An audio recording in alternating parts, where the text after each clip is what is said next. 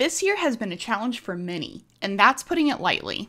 In the gaming world, 2020 was supposed to have been the big, sparkling year of E3 announcements, new consoles, new AAA titles, and so much more. Limited resources and work-from-home conditions put a damper on a lot of that, most notably E3, which ended up being outright cancelled due to the pandemic. Despite all this, Microsoft and Sony still managed to pull off huge console announcements and gave fans something to look forward to, whether it was new hardware or new software. Meanwhile, here was Nintendo's big reveal. Keep stepping to the beat with new content. Brawl without limits in WWE 2K Battlegrounds. Shut up, bitch!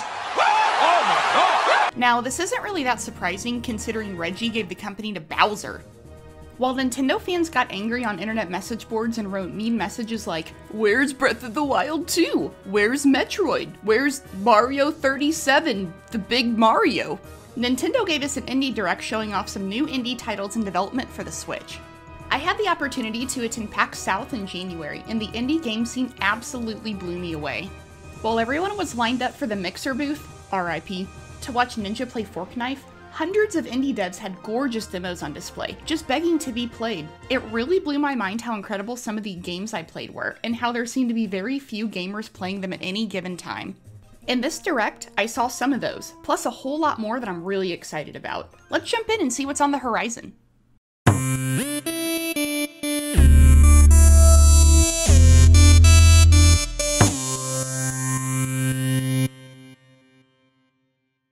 The great thing about indie games is that most of them have virtually no expectations.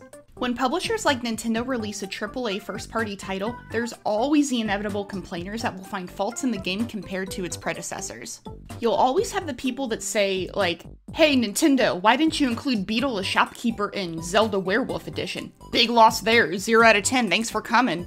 Instead of working to please every single expectation, indie devs get to focus on simply making a fun game that will leave a lasting impression. This is the impression that I get from games like Hades, the first title shown off in this direct. From the beautiful animated intro to the rockin' soundtrack, this game looks like a blast for fans of dungeon crawlers and platformers.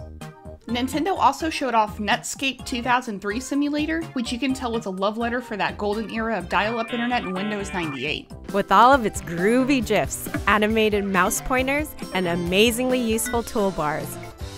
You mean GIF, right? I'm not sure this will be a game for me, but I'm very interested to see more gameplay.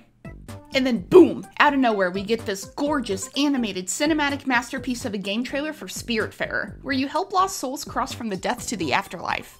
Now, I can't even play the neutral run on Undertale because it makes me sad to kill the goat mom, and I can already tell everyone dies in this game, but the story and art direction already tell me this one's gonna be a masterpiece. It looks like the Switch is also getting a port of the underwater exploration game Subnautica, as well as a sequel, which is super exciting. We also saw an announcement for Takeshi and Hiroshi, where you're a kid game dev and your little brother is your biggest fan.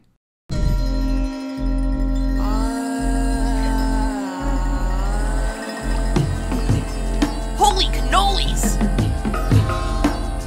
Raji is an action platformer centered around Indian culture, and is being developed by Nodding Heads Games, which is based in India itself. The cel-shaded graphics remind me a lot of Breath of the Wild, and overall this is a beauty to look at. Then we jumped into some of the charming, cutesy RPGs that you've probably come to expect from indie devs.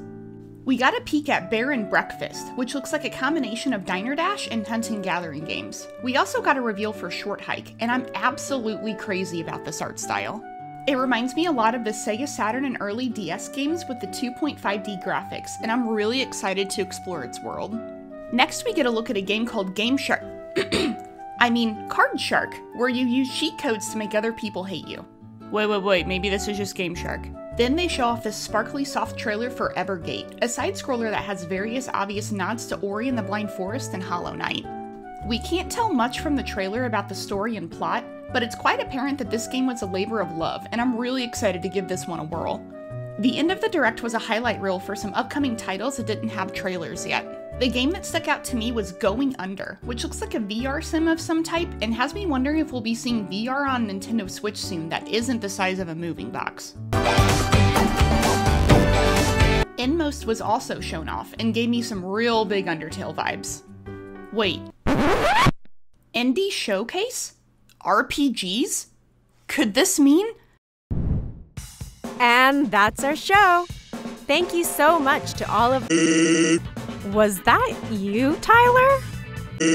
Oh no, they're loose! Whoa, wait, what? Roll the trailer. Roll the trailer! Huh. Deltarune changed a lot from the beta.